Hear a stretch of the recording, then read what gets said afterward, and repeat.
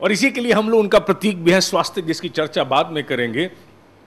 वेद में मंत्र है हरि ओम गणानां त्वा गणपति ग्वं हवामहे प्रियाणां त्वा प्रियपति ग्वं हवामहे निधीनां त्वा निधिपति ग्वं हवामहे वसो मम आहम जानि गर्भधमा त्वम जानि गर्भधम्मा।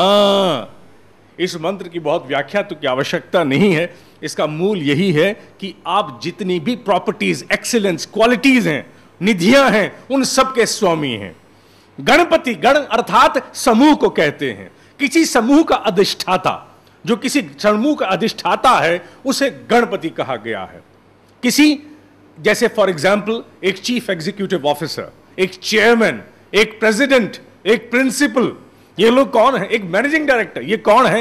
ये अपने अपने समुदाय के, अपने अपने समूह के अध्यक्ष हैं, अधिष्ठाता हैं, सूर्य हैं। ये गणपति हैं, उस गण के पति हैं। जैसे हमारे यहां राष्ट्रपति है, उस राष्ट्र का पति, पति अर्थात उसका तात्पर्य हमें हस्बैंड से नहीं, हमें लेना है उसके उस अधिष्ठाता तत्व से जो उसे सर्वोपरि बनाता है। तो गणपति का अर्थ एक गण, एक समूह का अधिष्ठाता, one who prevails upon a particular community, a mass of people।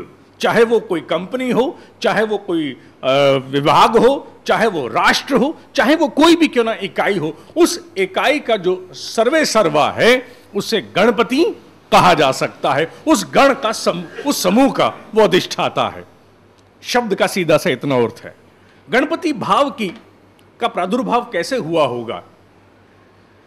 हो सकता है मनुष्य को आदि काल में यह आवश्यकता अनुभव हुई हो कि जितनी प्लानिंग मैं करता हूं, जितनी प्लानिंग की मैं एग्जीक्यूशन करता हूं, क्योंकि आज का विषय मैनेजमेंट से जुड़ा है, मुझे उसके लिए एक ऐसे नेतृत्व की आवश्यकता है जो मुझे ऐसी प्लानिंग दे सके, ऐसी समझ दे सके, ऐसी बुद्धि दे सके कि मैं राइट प्लान कंसीव करूं।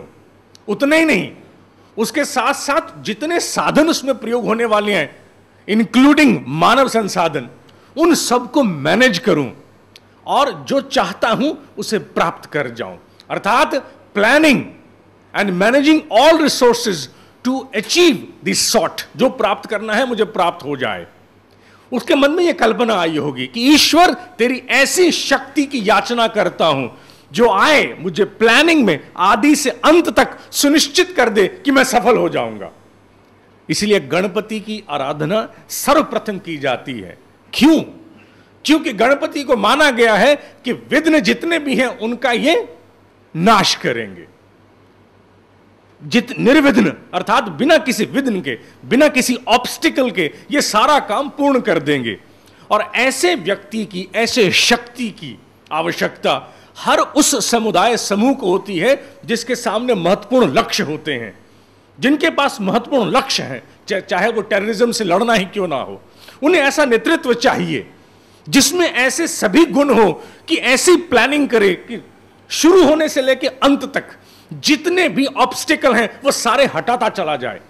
सबको साथ लेकर के, क्योंकि गण का अध्यक्ष है, सबको साथ लेकर के चले और साथ लेकर चल के सबको सुनिश्चित करे कि तुम जो प्रयास कर रहे हो ये सफल होकर रहेगा।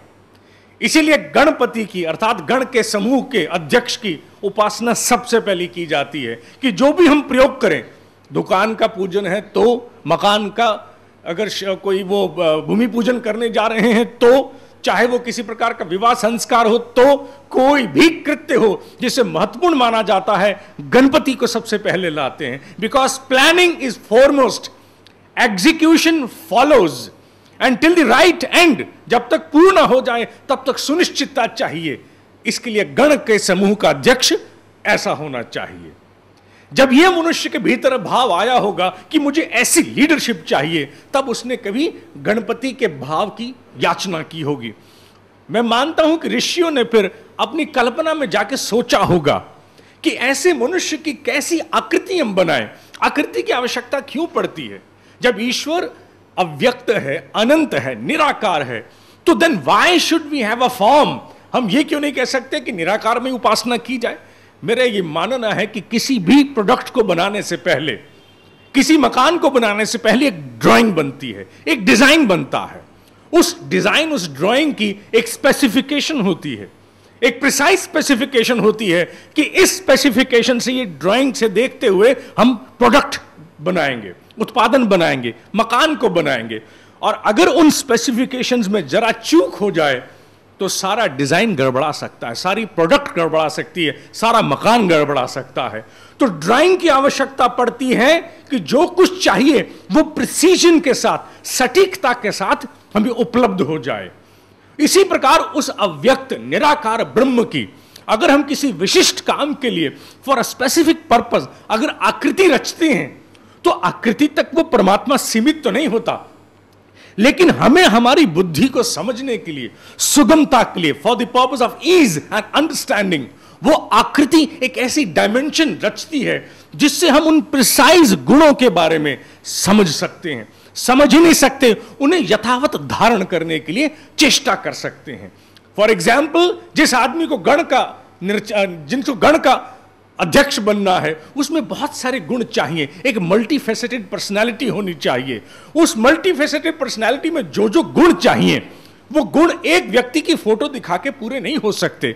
उसकी फोटो में, उसकी आकृति में, उसकी ड्राइंग में, उसकी डायग्राम में ऐसा सब कुछ समाविष्ट होना चाहिए कि वो एक दृष्टि डाले और धीरे धीरे विवरण सामने आने शुरू हो जाए।